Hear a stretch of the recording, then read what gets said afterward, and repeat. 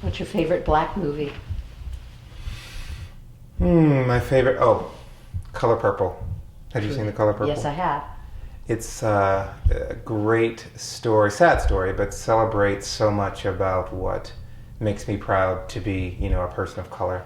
The music, the rhythm, the family feeling. So I mean, that's one of I can quote every line from that. Unfortunately, there are not that many black movies, and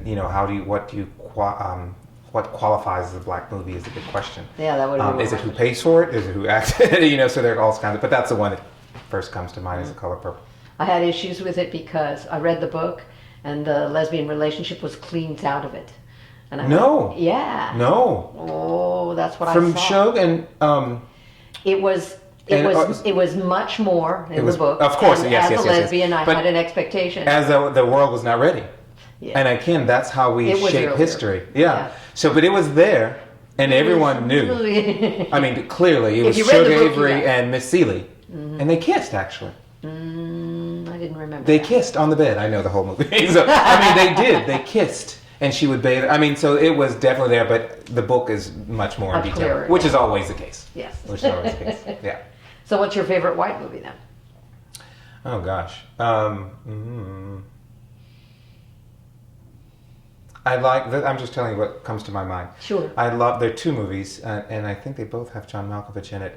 It's Of Mice and Men, the movie version. Yes. Okay. And I love. This is embarrassing. But Places in the Heart with Sally Field and John Malkovich and Danny Glover. Do you know this movie? I don't know that I know that one. Places in the Heart. It's totally like in the 80s.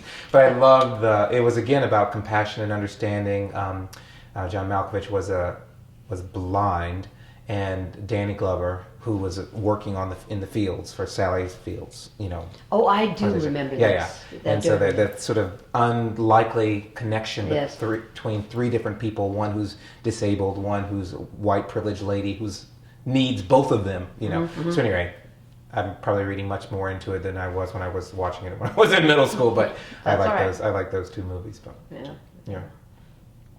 yeah, cool. So what is your definition of racism? Oh, this is difficult. Racism is a level of privilege and domination, not always ill-intentioned, that prevents a body of people from moving forward. That's a very rough-edged. That's good. But it has to do with privilege. It has to do with sort of power, and it has to do with oppression of others. But it also has to do with a system. So racism is not only a personal attribute, but racism exists in its systems, both structurally, infrastructure, social, all parts. So I mean, it's difficult because I think when people think about being racists, they think that means that they're bigots, but it really just means there's a place of privilege. So that there's someone who's more privileged and has more opportunity than someone else. Not necessarily that you hate black people. So you can be a very well-meaning white person, but still be a racist because of the privilege that it affords you as a dominant culture. I like that delineation. Yeah. Because the bigotry is the thing that is frightening to consider. But right. It's easier to embrace the fact that my skin defines me that way. Right now in this situation. And I think we see racism as a toxic word. And when we say racist, and if we put it on the bigotry, the Ku Klux Klan, then that frees us as white people from saying, well, that's them. They're racist. I'm not. Yeah. But they have the same privilege as you. Right. And I argue to say there could be the poorest person white who would prefer to be white than black, a rich black person. Right. know. So I think it has to do with that sort of dominance and privilege that I think that we don't always think about because it's safer to say they're racist because they do hate crimes and those kinds of things. Right. But realizing that our very existence, and when I say our, I'm channeling my whiteness, our very existence is built on a system that has oppressed. Whether I want to be a beneficiary of that was not my choice, but the fact that I am is the reality. And so being able to own that. So anyway, go. You said your whiteness. So no, I'm not white. Oh, okay. I was in my acting mold. Is I'm sure there is somewhere in our lineage. Yes. Of course, we're all mixed in many different ways, but there's nothing that I claim and say my great-great-grand. I mean, I could, and I know for a fact, but it's nothing I necessarily channel. Okay. It wouldn't get me anywhere anyway. How would you envision white people appropriately participating in getting rid of the racist institutions and attitudes? One, I think power is knowledge. I mean, knowledge is power. And I think part of this is understanding. And I look at this work through a lens of empathy and compassion. So this is not about forgiving or channeling your own guilt. This is about understanding and using that understanding to shape your values and shape the way you see other people.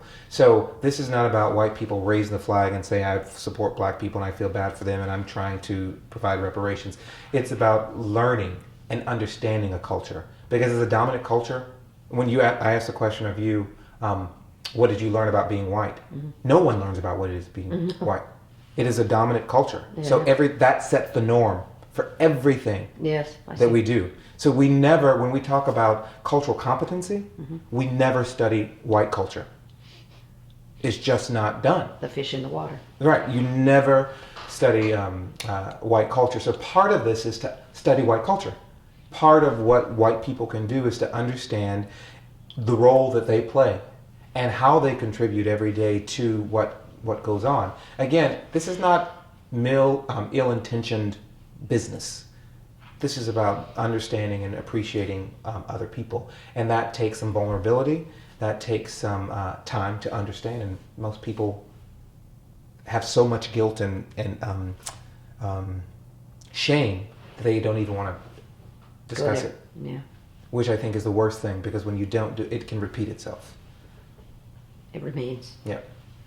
And so we're doing this stuff. So I run an organization, and our board chair, who's white, and I said, I can only talk about this so far. But when you talk about it as a white man, people hear it very differently. I hate that that's the fact, but that's the truth. So oftentimes it really just takes someone actually talking about it. You will be labeled a crazy person, but I think that's the point. We need more people who are willing to talk about the issues. Not, again, to slap people down and say how horrible you are, but to say that we have a role and we can actually participate. We don't have to be innocent bystanders. In fact, when we do, we're actually contributing to the problem. Yes.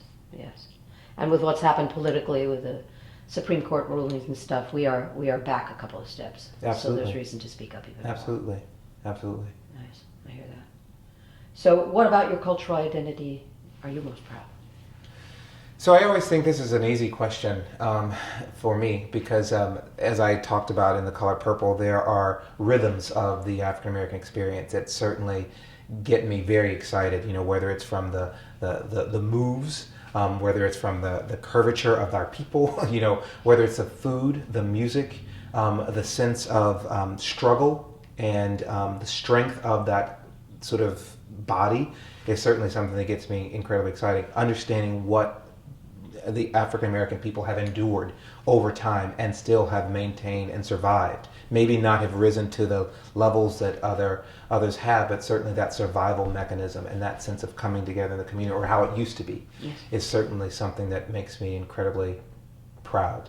Is that sense of communities ongoing today? In many ways, yes. But I think we as a people have been socialized and are pitted against each other in many ways, and don't know how to channel our frustration and don't know how to channel our anger. And so then it actually is pitted against each other. So in many pockets, I do think that's there, but we have to be reminded of it. It's less than when I was growing up. This idea that Aunt Susie down the street would take care of you is not always the case. Right. But I hope that we can create that sense of community. Again, it's not that it's completely gone and there are pockets of it, but I'd say in general it certainly has waned, which is the sad part. And I think it can be easy to be hopeless, but I refuse, to be hopeless, because there's quite a bit of opportunity and potential if we only allow ourselves to have these tough conversations. It's interesting. As a white person, I envy your sense of community. It's almost as though my privilege has isolated me even from my fellows. Sure.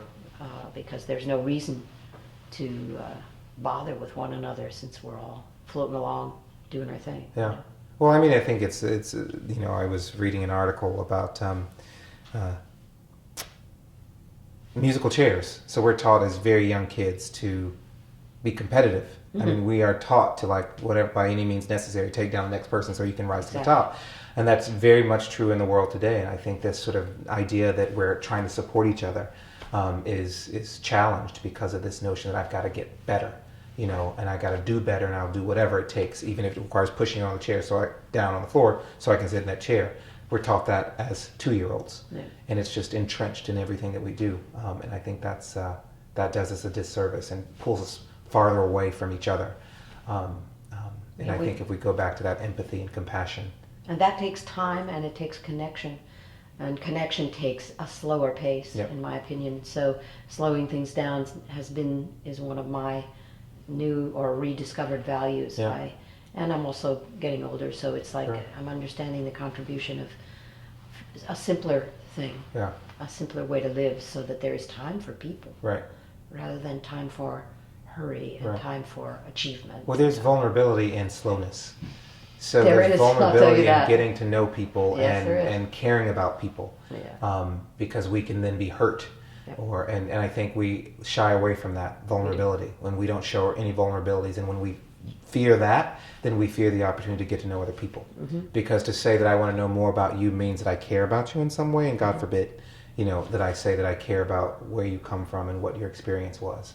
But I think that's what we need to be teaching our kids, how to care for other people, because we're not taught that in the world. Yeah, absolutely. Invest time. Yeah. Is this a good place for me to Segue? in? Certainly. Did you guys